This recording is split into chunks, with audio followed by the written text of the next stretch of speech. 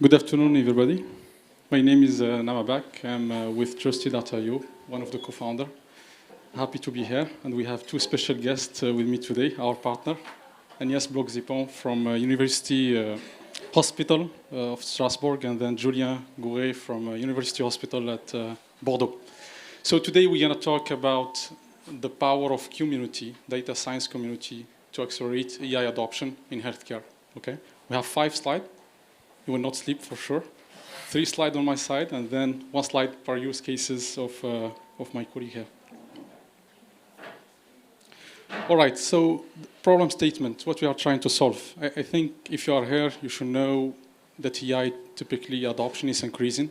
McKinsey projects that by 2025, 95% of organizations across the world, including healthcare, they're going to use AI somewhere inside their process. Okay.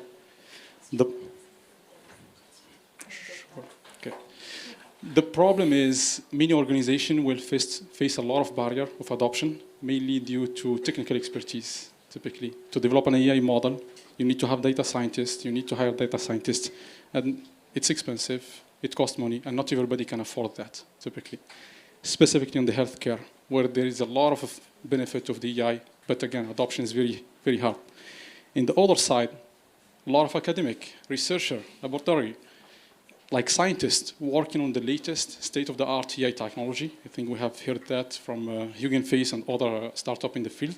And so there is an opportunity definitely there. But those two words, they don't talk quite good today.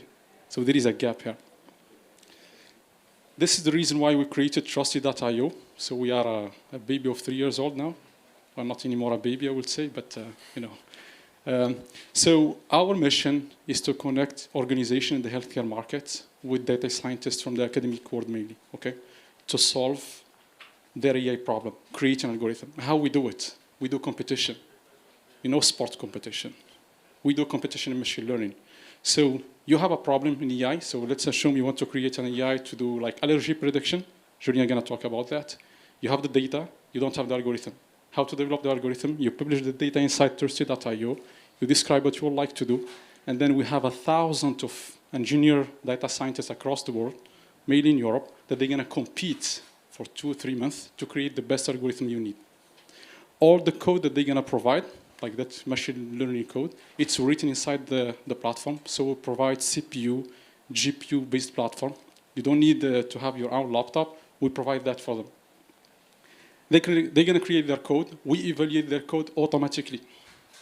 And there is a leaderboard that is visible to everybody, typically to allow them to understand where they are. So if you are today the first, if you don't work on your algorithm tomorrow, you're going to be tense, and so you need to outperform.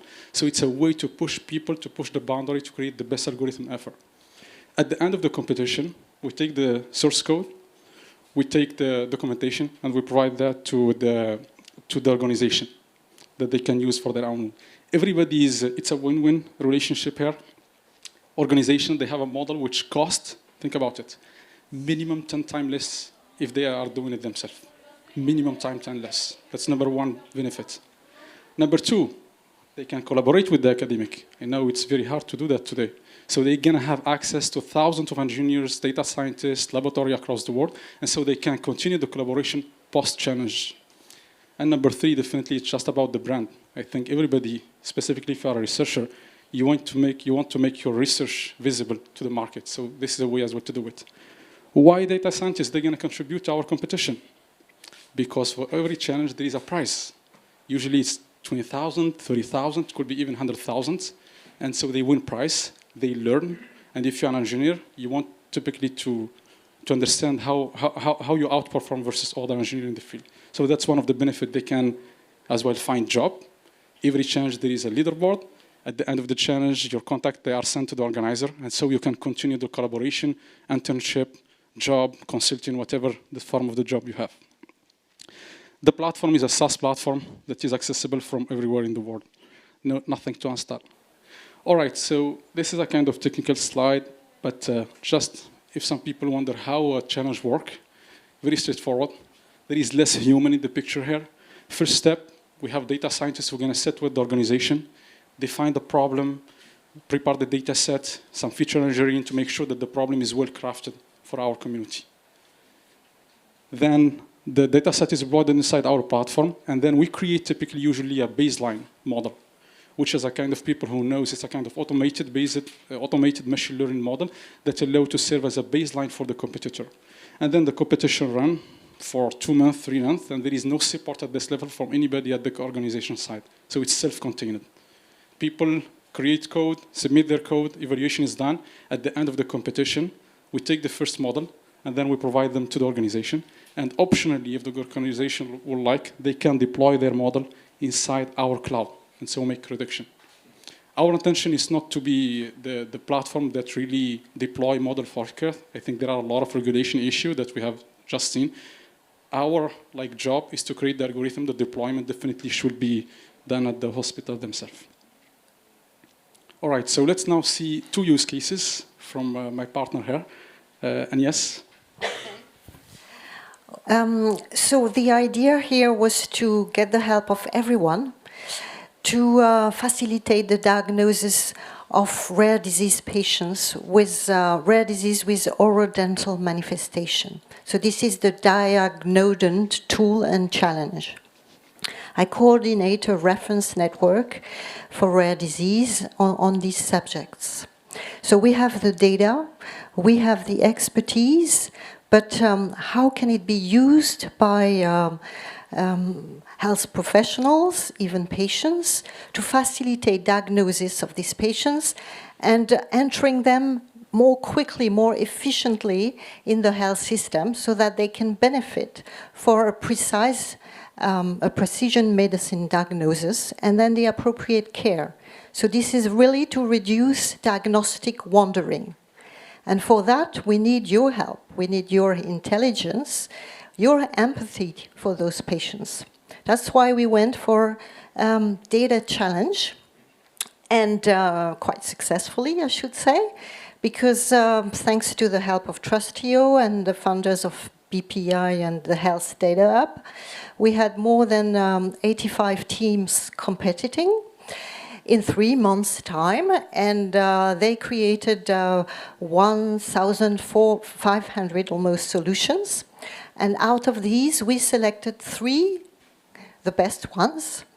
And we will continue working with these winners to develop this solution and create maybe more algorithm, more solutions, so that a patient, a health professional could send an X-ray, a photo, because we've been working on photos of the oral cavity.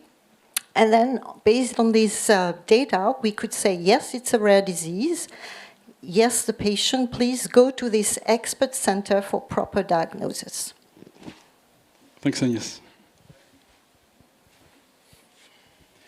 And I'm pleased to talk to you about the allergen chip challenge that we developed with Trusty.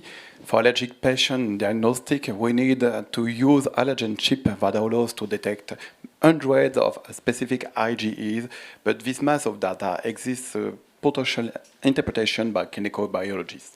So with the French Society of Allergy, we decided to create a data set composed of clinical and specific IgE results, and we collected some information from 12 teaching hospitals in France in order to have a data set for the challenge.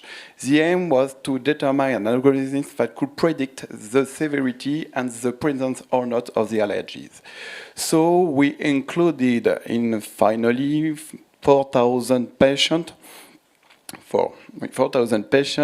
and we collected up to 700 specific IgE results, and we submitted this dataset to an international challenge.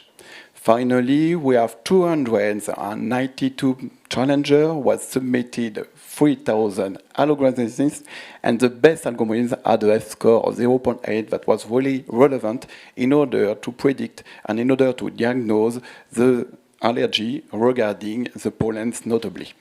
Now we are working to make this dataset in open source in order to develop research and academic research, and we're now working also on implementations of clinical data that are missing. Thanks, Julien. Thanks, Agnes. So last word, you can sign up. It's for free. charge. Every data scientist can contribute to our data challenge, Trusty.io. If you need more information, we are at the booth 26. Feel free to come up. We're going to show you a demo. Thank you.